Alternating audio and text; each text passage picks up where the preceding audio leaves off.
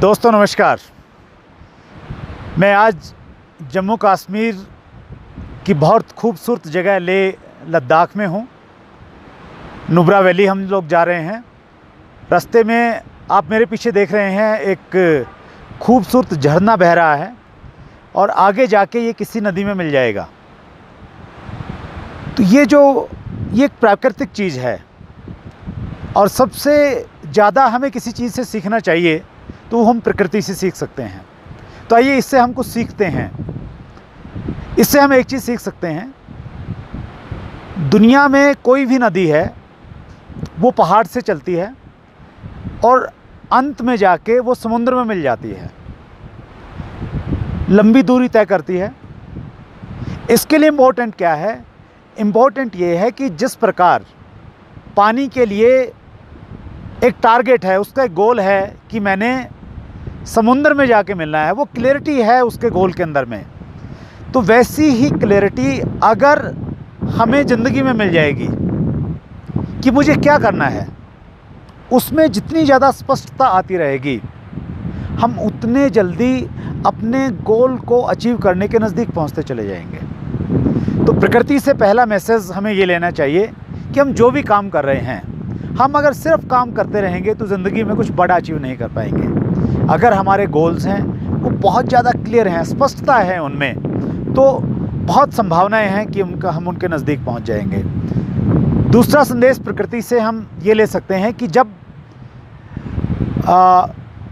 पहाड़ से पानी निकलता है तो ऐसा नहीं होता है कि उसके सामने रास्ता है बिल्कुल साफ, उसका स्वागत किया जा रहा है। वो बहुत सारे अप डाउन से गुज़रता है, बहुत सारी चुनौतियाँ उसके सामने आती हैं। वो क्या करता है? पानी जा रहा है, अगर उसके सामने कोई पत्थर आया तो वो पत्थर के दाएं से निकल जाएगा। दाएं में अगर ज़्यादा मजबूत पत्थर है तो शायद वो बाएं से निकल जाएगा। और बहुत बार ऐसा भी होता है कि पत्थर इतना ज़्यादा बड़ा है, वो दाएं बाएं से उसे निकलने नहीं दे रहा है। पानी का लक्ष्य स्पष्ट है, वो पूरी ताकत लगाता है और वो उस पत्थर को भी तोड़ देता है। अगर आपका लक्ष्य स्पष्ट है तो फिर चैलेंजेस आपके सामने बाधा नहीं बनेंगे, और बनेंगे तो आप उनको तोड़ सकते हैं। ये क्षमता है। पानी जैसी दुनिया की सबसे सरल चीज़, सबसे हल्की चीज़ जब एक पत्थर को तोड़ सकती है, तो बीइंग ए ह्यूमन हम भी बहुत सारी चुनौतियों को तोड़ सकते हैं। बस वैसा आपका टारगेट होना चाहिए, वैसा क्लैरिटी आपके अंदर होनी चाहिए। तीसरा संदेश हम प्रकृति से ये ले सकते हैं कि लक्ष्य के प्रति आपकी कंसिस्टेंसी होनी चाहिए, लगातार प्रयास, बिना रुके, बिना थके, लगातार चलते जाइए, बढ़ते जाइए।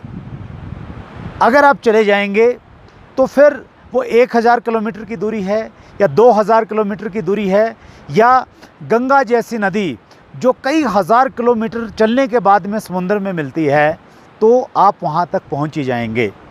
आपका गोल कितना भी बड़ा क्यों न हो, वो शायद दिखने में आपको असंभव लगे, अगर स्पष्टता है, चैलेंजेस को फेस करने की क्षमता आपके अंदर है और कंसिस्टेंसी आपके अंदर है, तो आप उसे अचीव करेंगे। चौथा एक संदेश और आप ले सकते हैं, जब पानी पहाड़ से निकलता है तो बहुत बार हम देखते हैं कि उस पानी में से कुछ पानी किसी लेक का एक पार्ट बन जाता है, वो रुक जाता है, वो समुद्र में नहीं पहुंच पाएगा। कोई तालाब में रुक जाता है, कोई छोटा गड्ढा आता है, वहाँ पे वो स्टोर हो जाता है। तो ठीक इसी प्रकार से अगर आप चले हैं और चलने के बाद आपने मुख्य धारा को छोड़ दिया, जो मेन स्ट्रीम है पानी की, अगर उससे आप बाहर हो गए तो फिर तय है कि आप मंजिल तक नहीं पहुंच पाएंगे। स्पेशली अगर आप डायरेक्ट सेलिंग बिजनेस में हैं तो आपको मुख्य धारा में हमेशा रहना पड़ेगा। मुख्य धारा को हम यहाँ सिस्टम बोलते हैं, और सिस्टम के कई सारे पार्ट हैं जिसमें आप हर महीने अपलाइन से काउंसलिंग करते हैं, अपना बिज़नेस उनसे डिस्कस करते हैं, बिज़नेस की चुनौतियाँ क्या हैं वो उनसे डिस्कस करते हैं, उनसे डायरेक्शंस लेते हैं, मीटिंग सेमिनार्स होते हैं, उनमें आप रेगुलर जाते हैं, बुक्स जो आपको रिकमेंड की जाती हैं आप उनको पढ़ते हैं, ऑडियोज़ को आप लगातार सुनते रहते हैं, तो ये जो सिस्टम से रिलेटेड चीज़ें हैं, यानी वो मुख्य धारा हैं।